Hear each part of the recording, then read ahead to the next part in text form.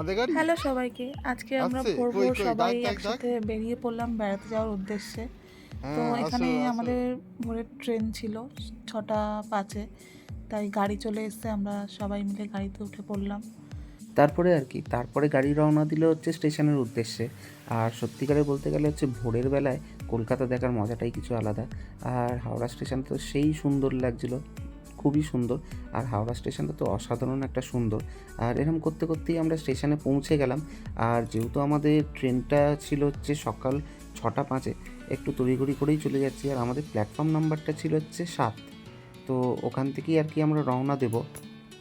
তো এখানে আমরা সবাই ট্রেনের দিকে যাচ্ছি।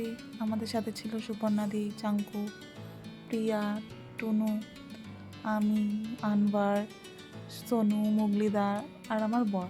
তো এখানে আমি আর মুগলিদা ট্রেনের বগি খুঁজতে খুঁজতে যাচ্ছিলাম। তারপর সবাই উঠে পড়েছে, আমি আর টুনু একটু দাঁড়িয়ে গসিপ করছিলাম। আমার বরটা একটু শান্তিতে গসিপও করতে দেয় না, টেনে টেনে দুজনকে ট্রেনে তুলে দিল। আর এইদিকে তো ট্রেনে উঠতে না উঠতেই মোগলি আর সুপর্ণা চাদর ফাদর মুড়ি দিয়ে ঠান্ডায় কেঁপে এদিকে ওরা ঘুমিয়ে পড়েছে। আর এদিকে আমরা এইসব করতে করতে করতে করতে রামপুরহাট স্টেশনেও চলে এসেছি। আর রামপুরহাট স্টেশনটাই ছিল হচ্ছে মেন স্টপেজ। আর এখান থেকে টোটোয় করে আমাদের হোটেলে যাওয়ার টাইম লাগতো মোটামুটি ধরে এখন 20 মিনিট। তো 20 মিনিট আমরা টোটোয় বসে, একটুখানি গরমও লাগছিল, আর প্রকৃতির একটু সুন্দর হাওয়া খেতে খেতে খেতে খেতে চলে গেলাম। ব্যাস। আর হোটেলে গিয়ে খুব একটা বেশি দেরি করিনি, সঙ্গে সঙ্গে ড্রেস ফ্রেস পরে সবাই নিচে চলে এসেছি। ওই টোটোতে করেই আর কি আবার পুজো দিতে যাওয়ার ব্যাপার রয়েছে। কারণ আমাদের পুজো দিতে যাওয়ার জায়গাটা হোটেল থেকে মোটামুটি 5 থেকে 10 মিনিটের মধ্যে। ব্যাস, পুজোর ডালা নিয়ে সবাই মিলে পুজোর স্থানের দিকেই রওনা দিলাম। মন্দিরের দিকে আর কি ঢুকবই। আর যেহেতু এখানে মোবাইল জমা রেখে যেতে হয়, তো সেই রকমভাবে আমরা ভিডিও ভেতরে করতে পারিনি।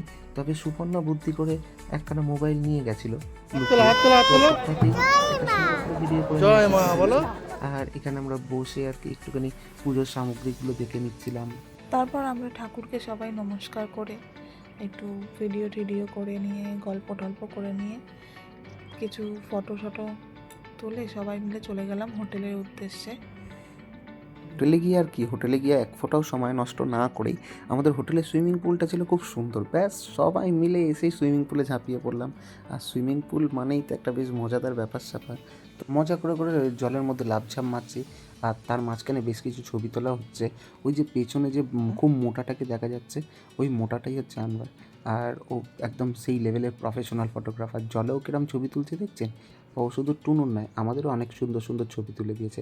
তার মধ্যে সোনু ড্রোন এনেছিল, তো ড্রোনেও কিছু ভিডিও শ্যুট সোনু করে নিচ্ছিল।